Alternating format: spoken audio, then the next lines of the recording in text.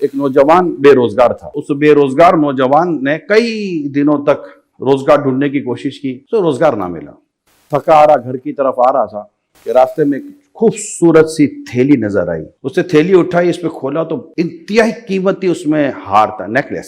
اسے اٹھایا کا اتنا خوبصورت ہار لے کر گھر آ گیا. پیارے سمجھ جو صبح ہوئی نا تو اس کے کانوں میں ایک آواز آئی, بھائی جان میری ایک تھیلی گر گئی ہے, اس میں قیمتی ہار تھا, اگر کسی کو ملے تو مجھے دے دے, اسے 500 درہم تحفے میں دوں گا. اس کے کان میں جب آواز آئی تو اس کو ایک خیال آیا کہ یار تھیلی ہو نہ ہو اس آواز دینے والے کی تو نہیں ہے. پھر کہنا کہ یار تو اس کی ہوگی, اس کی کہ مجھے تو اللہ کی زمین سے ملی ہے.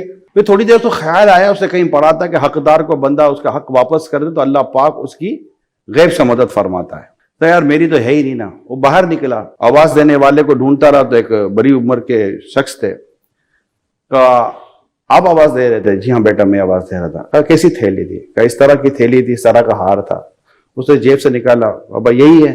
ارے ہاں ہاں بیٹا یہی ہے, اللہ تیرا بھلا کرے, اللہ تعالیٰ تجھے اس کی جزا دے. اور اس نے تحفہ دیا. جو اس نے اعلان کیا, بابا تحفہ لے کے کیا کروں گا, یہ رکھو دعا دو, یہ آپ کا تھا, میں نے کون سا آپ پر احسان کیا, آپ کی چیز تھی, آپ کو میں نے واپس کر دی.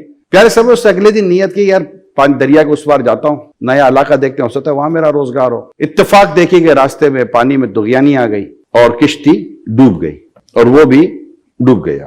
ہاتھ پیر مارتے مارتے تختہ ہاتھ لگ گیا. اس نے خود کو تختے پر ڈال دیا. تختہ تیرتے تیرتے تیرتے تیرتے تیرتے تیرتے اس کو کنارے پر لے گیا. اب وہ ڈوبتا ڈوبتا بچا, بڑی مشکل سے کنارے پر گرا, تھوڑی دیر کے لیے وہیں سو گیا. جیسا بہت ہی کیسا تھکا ہوا ہوگا, سو گیا. آنکھ کھلی, کھڑا ہوا, کپڑے کیچڑ والے مٹی والے, چلتا چلتا ایک چھوٹا سا ٹاؤن, گاؤں نما تھا, قصبہ, چھوٹا سا گاؤں تھا. وہاں پہنچا تو ایک دور سے ایک مسجد نظر آئی. کہ چلے اللہ کا گھر, اندر چلا جاتا ہوں.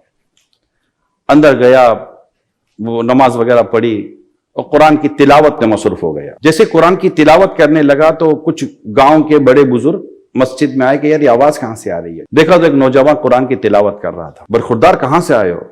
کہ اس طرح پہنچا ہوں یہاں پر.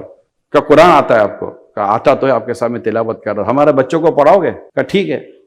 قرآن کی تعلیم پر اس نے اتفاق کیا, اس کی کچھ تھوڑی بہت خدمت کا طے ہو گیا اور وہاں اس کی نظام چلنا شروع ہو گیا. تھوڑے عرصے کے بعد بڑے بزرگ آئے, برخوردار, بڑے نیک ہو, اچھے ہو, ستھرے ہو, نوجوان ہو, شادی کیوں نہیں کر لیتے؟ کہ میرا آگے پیچھے کو ہے ہی نہیں, میرے تو کون شادی کرے گا, میری کون شادی کرائے گا. کہ بیٹا ہم ہیں نا, ہم تمہاری شادی کرائیں گے, کرا دیں.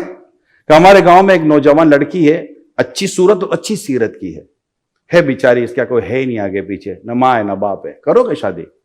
کہ ابھی تک میرے ساتھ اچھا ہی کیا ہے, آگے میرے ساتھ برا کریں گے میرے تصور میں نہیں ہے, کرا دے شادی. نکاح ہو گیا. اب وہ اپنے کمرہ عروسی جس کو کہتے ہیں, جو کمرہ ہوتا ہے خاص, اس میں جب یہ گیا, وہ جا کر جب اس نے اپنے دلہن کا چہرہ دیکھا تو چہرہ دیکھتے ہی اس کی نظر ایک ہار پر پڑی. یہ وہی ہار تھا جو اس نے اس بزرگ کو واپس کیا تھا, اور اس دلہن کے گلے میں تھا. یہ تو بڑا چونکا اور باہر نکل گیا. تو باہر نکلا تو وہ جیسے عموماً گھر کے باہر کچھ نہ کچھ تو کھڑے ہوتے جو باراتی ٹائپ کے آتے ہوئے. کہا بیٹا کیا ہوا, خیریت تو ہے؟ گھر سے کمرے سے باہر آ گئے بھاگتے ہوئے. کہا وہ تو اس سے کہانی سنائی تو سب نے کہا سبحان اللہ سبحان اللہ. کہا بھائی مجھے بھی تو بتاؤ ہوا کیا ہے. کہا بیٹا جو تم نے کہانی سنائی نا, تم نے جس بزرگ کو ہار واپس کیا تھا, ہاں بولا یہ اسی کی بیٹی ہے, یہ ہار اسی کا ہے. اور کمال کی بات یہ ہے کہ جب یہ واپس آئے تھے نا تو یہ کہتے تھے کہ مجھے ایک نوجوان ملا تھا, اگر وہ نوجوان مجھے دوبارہ مل جائے تو میں اپنی بیٹی کی شادی سے کراؤں گا. اس سے 2 بچے ہوئے. تھوڑے دنوں کے بعد دونوں بچے انتقال کر گئے. کچھ عرصے کے بعد اس کی بیوی انتقال کر گئی. کتابوں میں لکھا ہے کہ آخر ہار کس کے پاس آیا.